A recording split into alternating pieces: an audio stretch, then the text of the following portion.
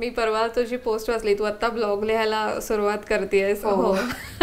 तर त्याच्यात तू असं लिहिलं होतंस की लोक काय म्हणतील ते लोकांनी काहीही म्हणू देत, हा माझा प्रवास झालाय. तर मला त्याच्याबद्दल बोलायचंय. ही मेंटल स्टेट येणं ही खूप महत्वाची गोष्ट असते. कारण प्रत्येक क्षणाला आपण जेव्हा दुसऱ्याचा विचार करून आपलं वागणं ठरवतो किंवा बदलवतो, तर आपण आपला आनंद हरवून बसतो त्या सगळ्या प्रोसेस मध्ये. हो, ऍब्सोल्युटली. So sorry.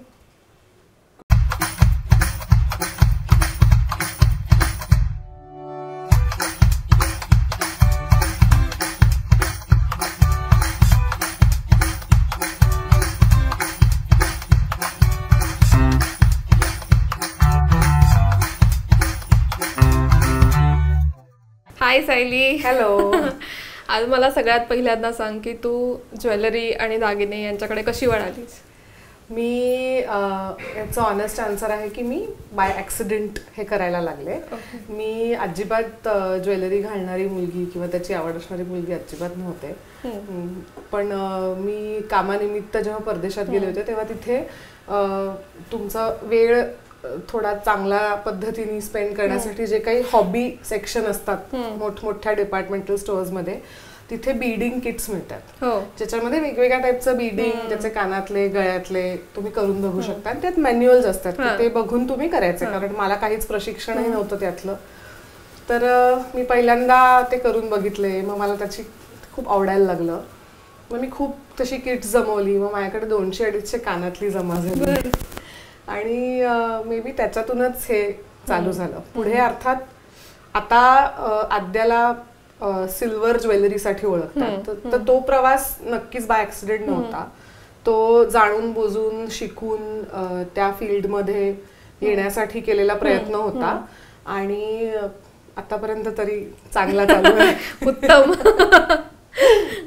म्हणजे दागिन्याची संकल्पना डोक्यात येणं ते ऍक्च्युअल दागिना तयार होणं याच्यामध्ये खूप मोठी प्रोसेस असते. हो. आणि ती प्रोसेस कशी असते किंवा तू कसं डिझाईन करतेस, काय विचार करतेस? खरं सांगायचं तर खूप टेक्निकली विचार मी करत नाही, कारण मी ते शिकलेली नाहीये. आणि हा फरक मी सांगू शकते कारण मी इंजिनिअरिंग केलंय. त्यामुळे म्हणजे इंजिनिअरनी कोड करणं आणि नॉन इंजिनिअरनी कोड करणं ह्याच्यात जो फरक असतो की तुम्हाला ते शिकलेलं असल्यामुळे टेक्निकली तुम्ही चांगलं करू शकता. तर तसं टेक्निकली पटकन मला ते ओघवतं आपण ज्याला म्हणतो तसं मला येत नाही करता.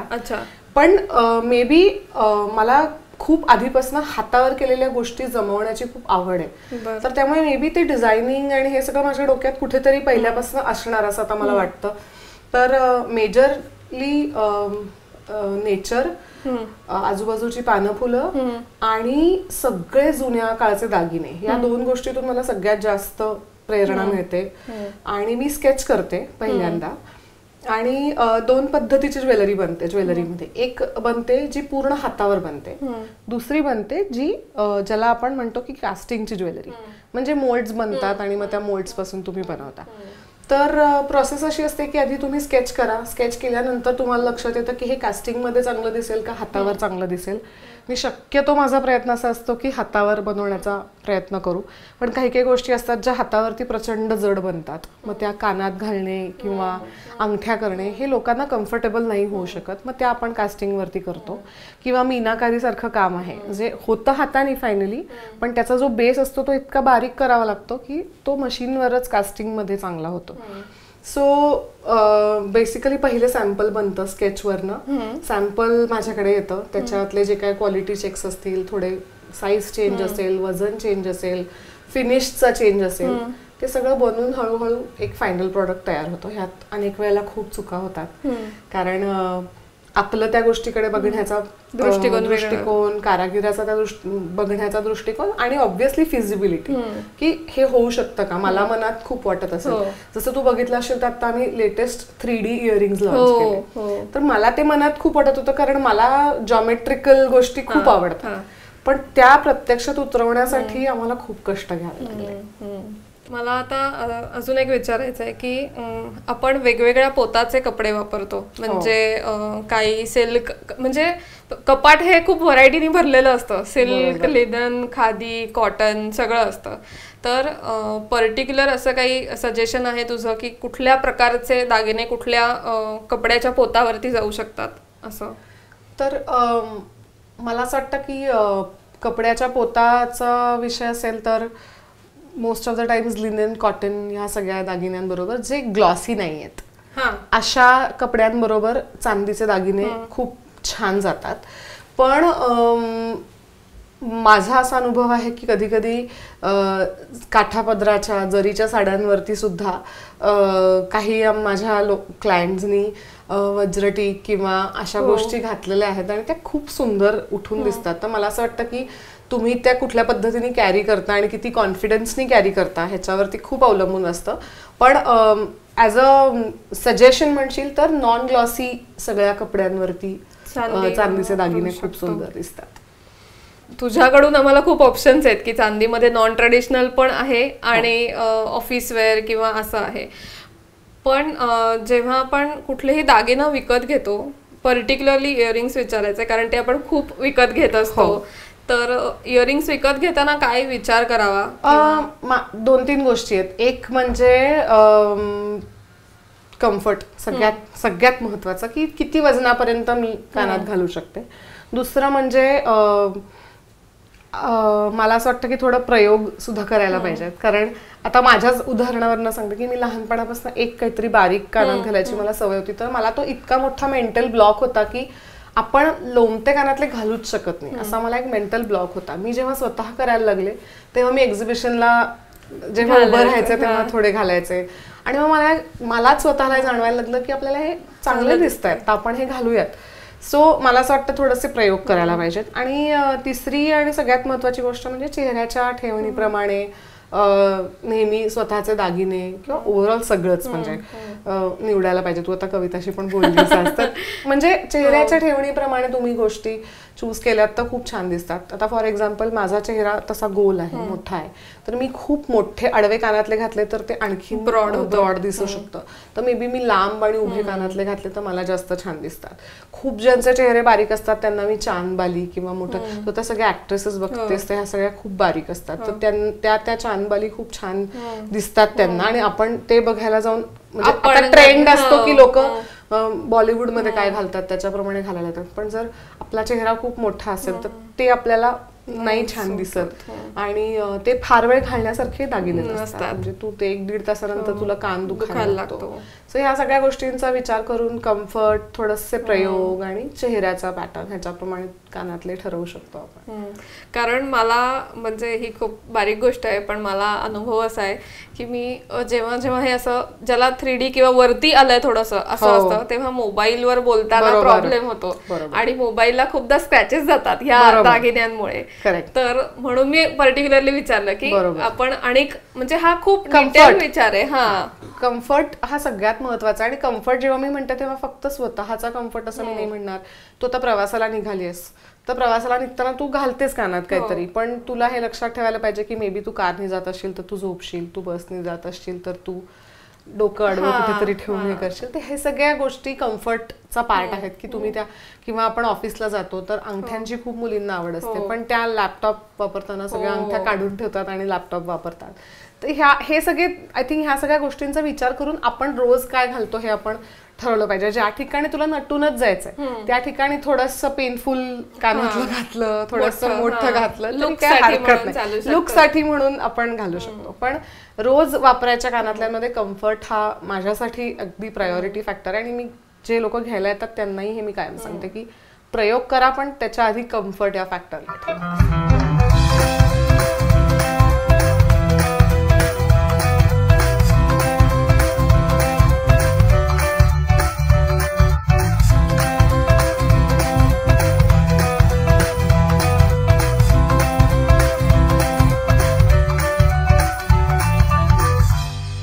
आपण जेव्हा बाजारामध्ये जातो तेव्हा चांदी ह्या प्रकारामध्ये पण खूप ऑप्शन्स असतात. तर मला त्याच्याबद्दल सांगशील का, की काय प्रकार असतात चांदीचे, आणि लोकांच्या अशा कन्सेप्ट किंवा मिसकन्सेप्ट की ही चांदी चांगली, ही चांगली नाही वगैरे, असं तर काय सांगशील? तर आता केमिस्ट्री वाईजच आपण पहिले बघायचं झालं तर चांदी हे खूप सॉफ्ट मेटल आहे. तर चांदी हाताने वळू शकते आणि ते खूप चांदी आणि सोनं दोन्ही हे खूप सॉफ्ट मेटल आहेत. तर त्याच्यामुळे चांदीचा जेव्हा तुला दागिना किंवा चांदीची वस्तू तयार करायची तेव्हा त्याच्यामध्ये तुला कॉपर किंवा दुसरं कुठलं तरी मेटल मिक्स करावं लागतं. तर त्याशिवाय दागिने होत नाहीत. तर तुला उद्या कोणी म्हटलं की मी तुला शुद्ध चांदीचा दागिना देतोय, तर तेव्हा तो दागिना शुद्ध चांदीचा असूच शकत नाही, कारण नाहीतर तो कडक होणारच नाही. म्हणजे आता मी तुला एक्झाम्पल म्हणून दाखवते की हे आता तुळशी वृंदावन आहे, हे पूजा ऑर्नामेंट्स मधला भाग आहे. तर ह्याला आम्ही 100% चांदी वापरतो. पण हे जर मी दाबलं तर हे दाबलं जाणार आतमध्ये, किंवा हे जर मी पान वाकवलं तर हे वाकलं जाणार, कारण ही 100% चांदी आहे आणि हे अतिशय नाजूक आहे. हे पान मी दुमडू पण शकते. तर त्याच्यामुळे ही 100% चांदी. पण मी ह्या तुळशीच्या पानाचे समजा कानातले करायचे ठरवले, तर तू ते बॉक्समध्ये ठेवतानाच तुझे दुमडतील, हे होतील. तर म्हणून जी ज्वेलरी बनते त्याला स्टर्लिंग सिल्वर म्हणतात. तर स्टर्लिंग सिल्वरचा अर्थ म्हणजे most of the times 92.5 silver असतं. याचा अर्थ असा की पुढचे 7.5% हे कुठलं तरी वेगळं मेटल त्याच्यामध्ये मिक्स केलेलं असतं. हा, तर त्याच्यामुळे जे आपले देवाचे दागिने असतात ते 100% चांदीमध्ये बनतात. पण माणसांनी घालायचे जे दागिने असतात ते जनरली 92.5 मध्ये किंवा कधी कधी 94, कधी कधी 96 या टंचापर्यंत बनवू शकतात. पण थोडंसं त्याच्यामध्ये आम्ही कॉपर मिक्स करतो, आपल्याला मिक्स करावंच लागतं. दुसरा जे कन्फ्युजिंग आहे प्रचंड मार्केटमध्ये ते म्हणजे ऑक्सिडाइज्ड. मला ऑक्सिडाइज्ड ज्वेलरी पाहिजे. तर ऑक्सिडाइज्ड ज्वेलरी ह्याचा त्याच्या मेटलशी काहीही संबंध नसतो. ऑक्सिडायझेशन ही वस्तू काळपट करण्याची, म्हणजे कार्बन रिलेटेड टर्म आहे ऑक्सिडायझेशन ही, आणि इट्स अ नॅचरल प्रोसेस. तर तुझं चांदीचं कुठलाही ग्लास जरी तू बाहेर ठेवलास तरी तो वातावरणाने आपोआप ऑक्सिडाइजच होतो. तर आपण जे दागिने ऑक्सिडाइज करतो तर ते मुद्दामून सल्फर किंवा काहीतरी वेगळं ऍसिड वापरून ते ऑक्सिडाइज केलेले दागिने असतात. तर ऑक्सिडाइज्ड ज्वेलरी अशी काही ज्वेलरी खरं तर नसते. तर इधर सिल्वर ऑक्सिडाइज केलेलं असतं किंवा कुठलं तरी वेगळं मेटल ऑक्सिडाइज केलेलं असतं. तर ते एक कन्फ्युजन लोकांचं खूप असतं. आणि तिसरा प्रकार जो आहे तो म्हणजे जर्मन सिल्वर. तर जर्मन सिल्वर मध्ये सिल्वरच नसतं. जर्मन सिल्वर हे 3 मेटल्सचं कॉम्बिनेशन आहे, ज्याच्यामध्ये निकेल असतं, ज्याच्यामध्ये झिंक असतं, आणि ह्याचं कॉम्बिनेशन करून जे मेटल तयार होतं ते साधारण सिल्वरिश दिसतं. म्हणून त्याला जर्मन सिल्वर म्हणतात. म्हणून जर्मन सिल्वरची भांडी, जर्मन सिल्वरचं जे काय आपण बाजारात पाहतो ते व्हाईट मेटल हे अजून तिसरंच मेटल असतं. सो ह्या सगळ्याचेही दागिने तयार करता येतात कारण ही मेटल हार्ड असतात. German silver is very hard. So आता आणि ह्याच्यात फरक सांगणं हे ज्वेलरी बनवणाऱ्या माणसाला कदाचित सांगू शकतो, पण घेणाऱ्या माणसाला हा फरक लक्षात येणं खूपच कठीण आहे. पण खूप सोपं पण आहे, कारण किमतीमध्ये जमीन आसमानाचा फरक असतो. सो आता हे जर्मन सिल्वर आहे आणि ह्याचा फिनिश आणि चांदीचा फिनिश खूप वेगळा येतो. आणि जर्मन सिल्वर काही काळाने पिवळं पडायला लागतं, त्याला येलो टिंज, ग्रीन टिंज अशी यायला लागते. आणि हे आता तू बघशील तर आपला गजराच आहे, ते ह्याला साधारण 96 टनचं चांदी वापरलेली, हा सुद्धा ऑक्सिडाइज केलेला आहे. आणि आता हे बघशील तर ह्याला रोडियम प्लेटिंग केलेलं आहे, हे सुद्धा 92.5चं आहे, पण ह्याला रोडियम प्लेटिंग केलेलं आहे, म्हणजे ह्याला थोडंसं ग्लॉसी फिनिश दिलेलं आहे. सो ज्या पद्धतीचं प्लेटिंग आपण दागिन्यांना करतो त्या पद्धतीचा फिनिश त्या दागिन्यांना येऊ शकतो. सो ह्याला प्लेटिंगच केलं नाही, ह्याला आम्ही ऑक्सिडायझेशन केलंय. दुसरा एक ऑप्शन असतो जो असतो बफ प्लेटिंग, म्हणजे चांदीचाच फिनिश राहतो, फक्त गुळगुळीत चांदी होते. सो हे असे वेगवेगळे प्रकार त्याच्यामध्ये असतात. पण 2-3 मुद्दे खूप महत्वाचे आहेत की ऑक्सिडाइज्ड ज्वेलरी म्हणजे चांदीची ज्वेलरी असं नाही. ऑक्सिडाइज्ड म्हणजे चांदी और कुठलंही दुसरं मेटल जे काळपट दिसतंय, जे अँटिक ज्याला आता म्हणतात की अँटिक दिसतंय.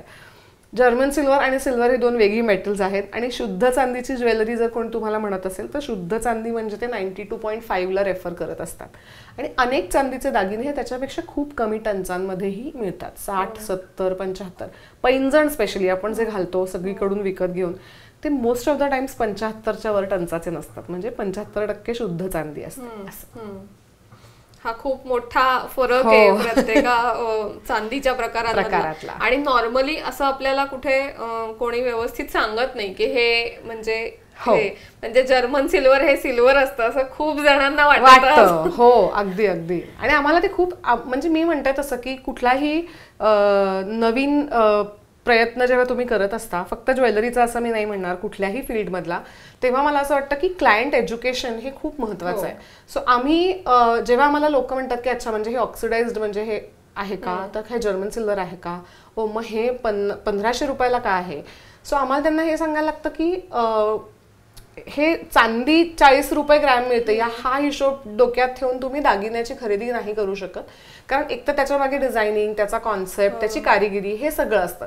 तर त्याच्यामुळे लोकांना त्याचं शिक्षण देणं आय थिंक हे आपलं काम आहे आणि ते महत्वाचं काम आहे. म्हणजे डिझायनिंग जितकं महत्वाचं आहे, प्रेझेंटेशन जितकं महत्वाचं आहे, तितकं क्लायंटना ते समजावून देणं खूप महत्वाचं आहे. आणि मला असं खूप वाटतं की ते समजतं, जो माणूस ओपन माइंड ठेवून तुमच्याकडे विकत घ्यायला येतो त्याला हे खूप व्यवस्थित समजतं.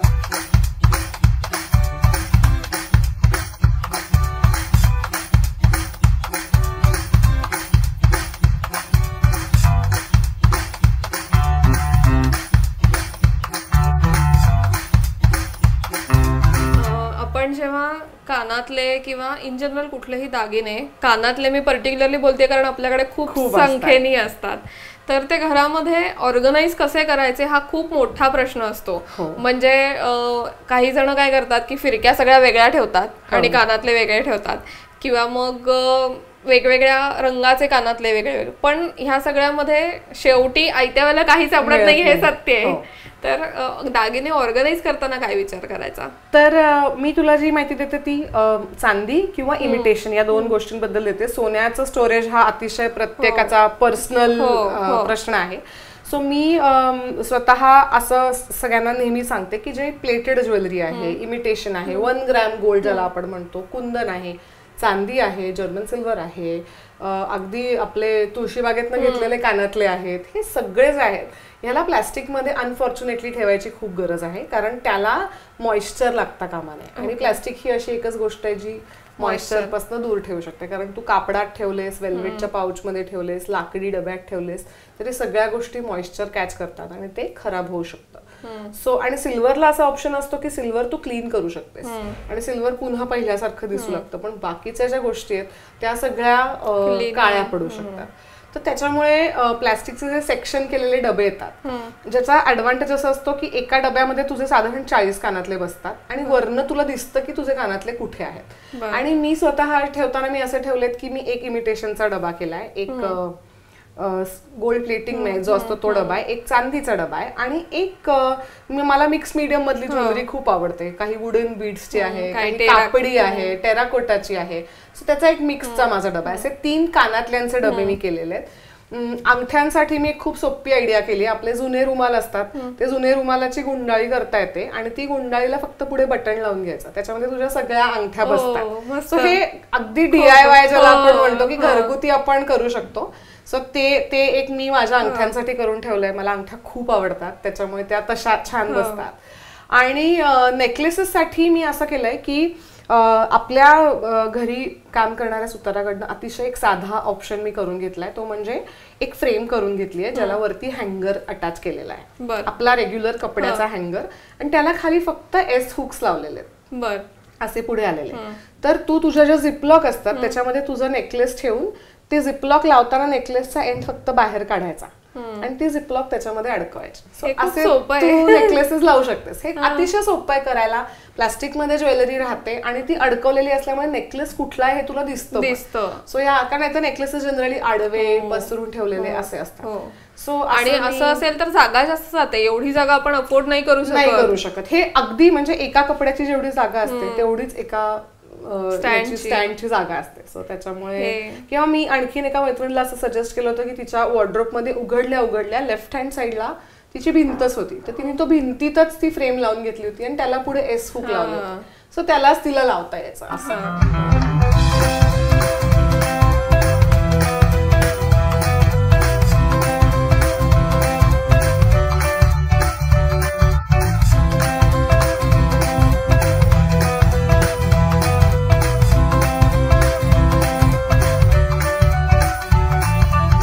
जेव्हा पहिल्यांदा मी प्रोफाईल बघितलं होतं फेसबुकवरती तेव्हा सेल्फ इन्फॉर्मेशनमध्ये असं लिहिलं होतंस की mother of Aadya and Kartik. Yes. आणि मला ते वाक्य इतकं आवडलं होतं की म्हणजे जेव्हा फर्स्ट जनरेशन एंटरप्रेन्युअर उतरतो ह्या सगळ्या गोष्टींमध्ये तेव्हा ते खरंच आपलं मूल असतं. म्हणजे लहान मुलाची जशी काळजी घ्यायला लागते तसं ते मोठं होईपर्यंत तशी त्याची काळजी घ्यायला लागते आणि ते सगळं. सो मी तुला असं म्हणेन की ह्या ट्विन्स बद्दल सांग की हा दोन्ही पॅरलल चालणारा प्रवास आहे. आणि मला दोन्ही एकत्र झालेली आहे. सो मी स्टुडिओ चालू केला आणि 1 महिन्यात मी प्रेग्नंट आहे असं आम्हाला कळलं. तर त्याच्यामुळे दोन्ही प्रवास एकत्र झाले आणि तो विचार करून घेतलेला डिसिजन होता की दोन्ही गोष्टी एकत्र करायच्या.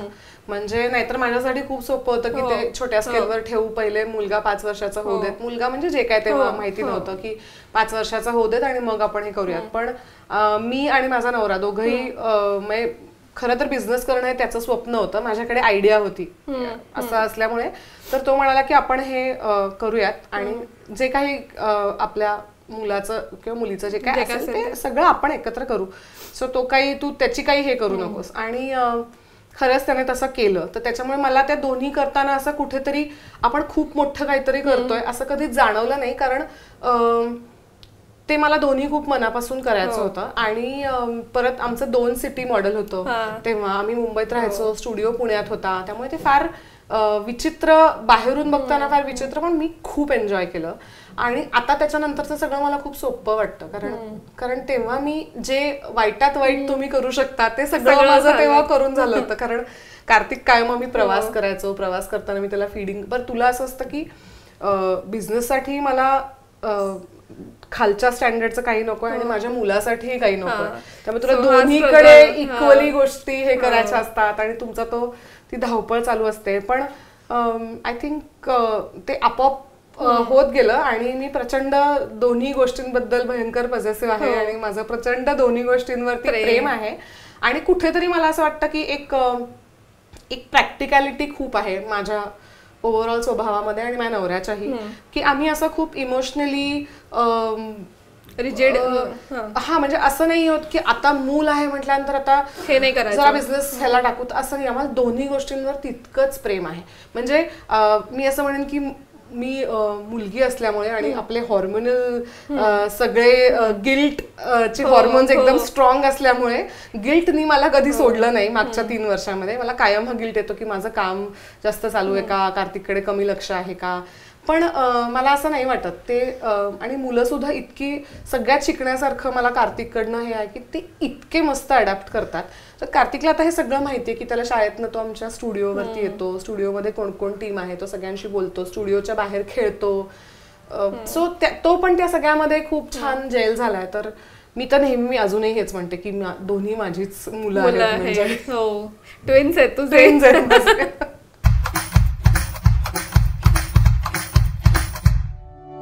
छान वाटलं तुझ्याशी गप्पा मारून. मला खूप मजा आली मला. आणि मला वाटतं की ऑलरेडी जे बघतात ते तुझा व्लॉग खूप वाचतच असतात, पण मी तुझ्या घरी आली आहे, जे मी खूप फोटो बघितले, वाचलंय, ते तितकंच खरंच म्हणजे ब्लॉग पुरतं नाही, ते खरं तितकं नीटनेटकं आणि सुंदर आहे. तर फारच तू छान केलंयस आणि मला खूप इन्स्पायर केलंयस छान करायला. तर मी तुला आता कॉल करीन काही आयडियासाठी. मला फार आवडलंय तुझं घर. थँक्यू.